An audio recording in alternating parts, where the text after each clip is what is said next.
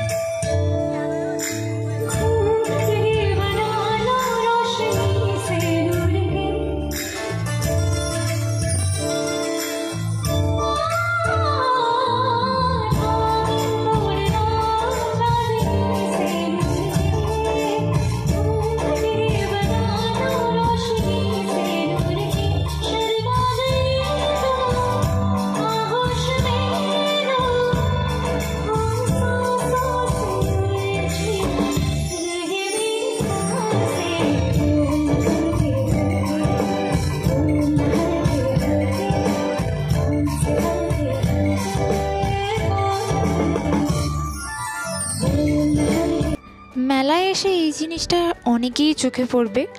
আমার মনে হয় এনাদের বিক্রির থেকে ওনারা শো করেন অনেক বেশি। যাই হোক, দেখতে বেশ ভালোই লাগে। তারপর এখানে দেখছো তোমরা প্রত্যেকটা স্টল তোমাদেরকে একবার করে ঘুরিয়ে দেখিয়ে দেব। ফার্স্ট যেমন আমি প্রথমে আমার ডান দিক থেকে শুরু করেছি, দেখতেই পাচ্ছ প্রথমে সাংসারিক জিনিস কয়েকটা স্টল আছে। তারপর এখানে দেখছো আচার, বড়ি, বিভিন্ন হজমির একটা স্টল আছে, যেটা আমার খুব ফেভারিট একটা স্টল। তারপর আছে বাচ্চাদের বিভিন্ন খেলনার। এরপরে যে স্টলটা এসেছিলাম সেটা আমার ভীষণ পছন্দের, কিন্তু দুর্ভাগ্যবশত এখানে ফটো বা ভিডিও কিছুই করতে দেয়নি। তো দূর থেকে একটু তোমাদেরকে দেখিয়ে দিলাম। দেখো কত সুন্দর সুন্দর পোর্ট্রেটগুলো। নিজের ড্রয়িং রুমকে আরও সুন্দর করে তুলতে এইরকম একটা পোর্ট্রেট কিন্তু যথেষ্ট।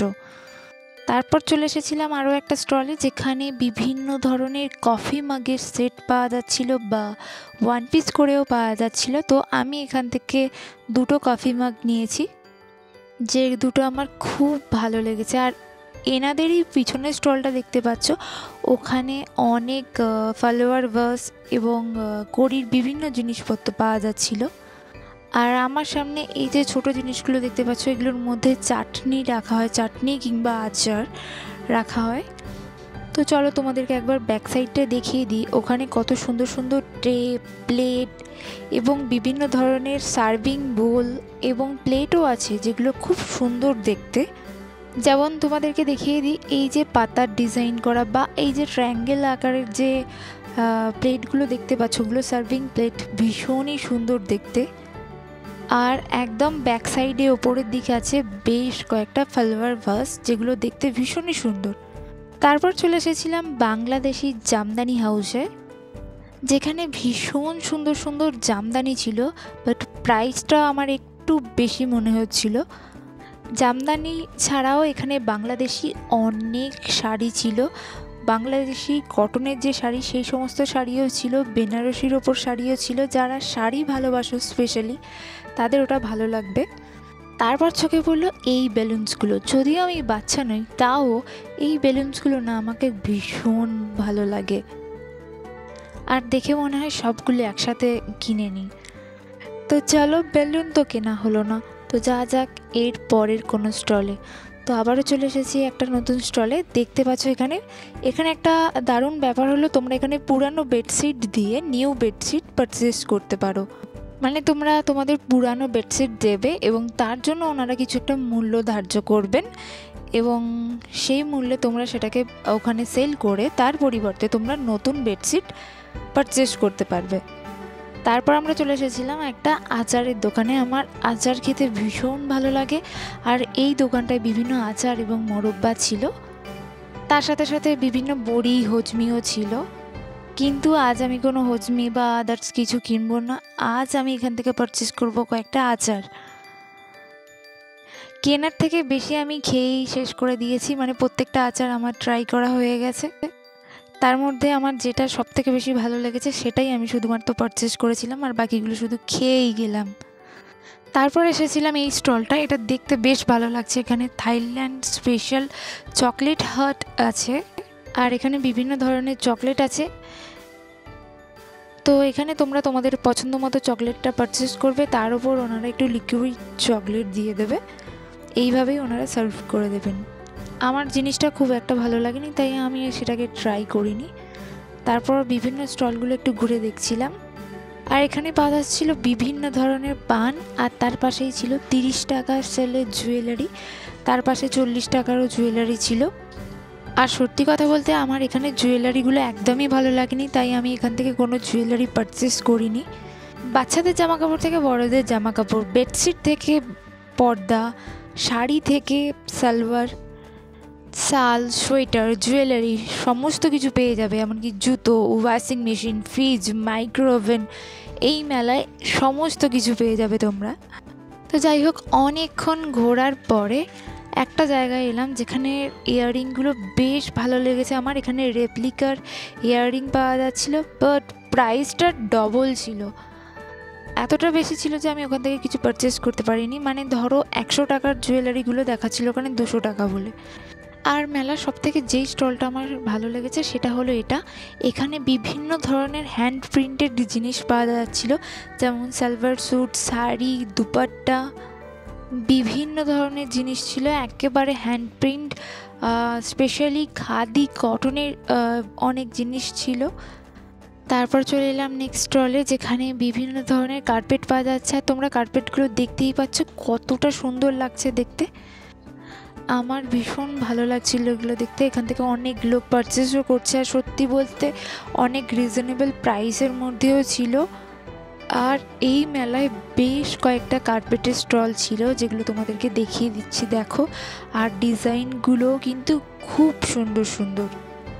আর এছাড়াও তোমরা এখানে জুতোও পারচেস করতে পারবে, তোমরা দেখছো উইন্টার স্পেশাল জুতোও ছিল এখানে।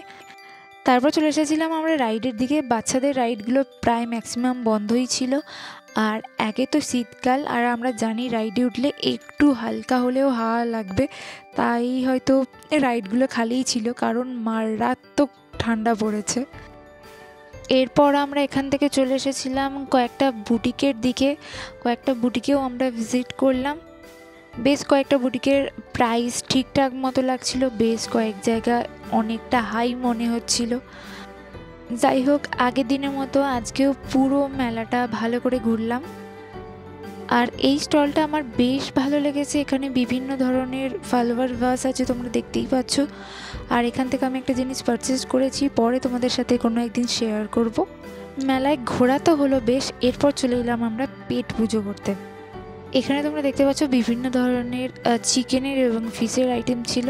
তো আমরা এখান থেকে নিয়েছিলাম একটু ফিশ ফিঙ্গার, আর ছিল চিকেন স্প্রিং বল। এটা কিন্তু মেলার ফুড সেকশনের দিকে ছিল না একদমই, এটা মেলার মাঝেই একটা ছিল স্টল। এই ঠান্ডায় এই রকম গরম গরম চপ টাইপের কিছু খেতে আমার ভীষণই ভালো লাগে। আর এখান থেকে স্টেজটা একদমই কাছে এবং এখান থেকে দেখাও যাচ্ছে, তাই এখানে খেতে খেতেই আমরা মঞ্চের অনুষ্ঠানটা উপভোগ করছিলাম। বেশ অনেকটা সময় কাটিয়ে ফেলেছি এখানে, রাত্রি 10টার মতো বাজে প্রায়। ভেবেছিলাম আজ আর কিছু খাবো না, তো এখান থেকে যাওয়া যাক। কিন্তু ভারী পেটুক মানুষ আমি। একটা স্টলে এসে আমি দাঁড়িয়ে গেলাম হঠাৎই, কারণ এখানে পাওয়া যাচ্ছিল নবদ্বীপের ক্ষীর দই, সরভাজা, রাবড়ি, কিছু পেস্ট্রি, কুকিজ, চকলেট এবং সবার প্রিয় অরুণ আইসক্রিম। তোমাদেরকে দেখিয়ে দিলাম ওনাদের নিজস্ব একটা পেজ আছে কেকস পার্লার বলে, এবং ওনাদের ফোন নাম্বারও দেওয়া আছে। তোমরা যদি কেউ কন্ট্যাক্ট করতে চাও, ওনারা নিজেরা কেক কাস্টমাইজ করেন, তোমাদের পছন্দের মতো কেক ওনারা বানিয়ে দেবেন এবং বহু দূর পর্যন্ত ওনারা ডেলিভারও করে থাকেন। তো আমি এখান থেকে খেয়েছিলাম সরভাজা, সত্যি কথা বলতে দারুণ ছিল খেতে। এবং আমি বাড়ির জন্য নিয়ে গিয়েছিলাম একটু রাবড়িটারও টেস্ট দারুণ ছিল। ওনারা সমস্ত কিছুই বাড়িতে বানান।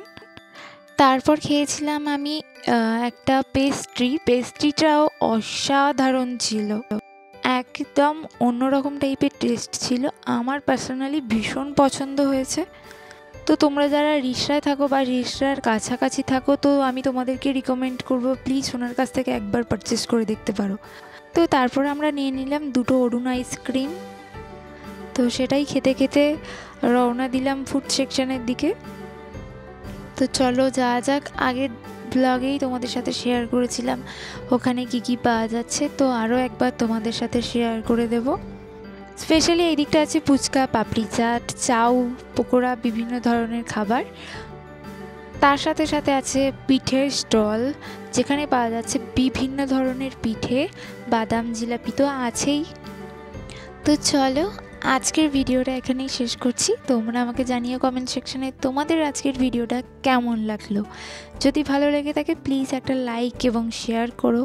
আর আমার চ্যানেলে যদি কেউ নতুন এসে থাকো প্লিজ চ্যানেলটিকে সাবস্ক্রাইব করে পাশে থাকা বেল আইকনটিকে প্রেস করে দিও, যাতে আমার নেক্সট ভিডিওর নোটিফিকেশান সবার আগে তোমাদের কাছে পৌঁছে যায়।